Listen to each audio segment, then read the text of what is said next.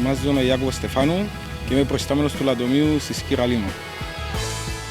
Το Λατομείο βρίσκεται στο κέντρο της Κύπρου, κοντά στα χωριά Πυργά και Κόρνος, της επαρχίας Λάρνακας.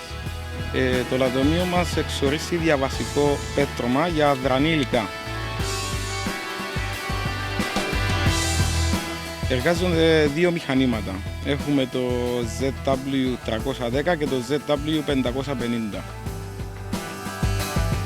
Το ZW310 φορτώνει πελάτες στη σκυροθραυστική μονάδα, τελικά προϊόντα δηλαδή, και το ZW550 φορτώνει πέτρα σε φορτηγά οχήματα, όπου μεταφέρεται στην πρωτογενή θράψη.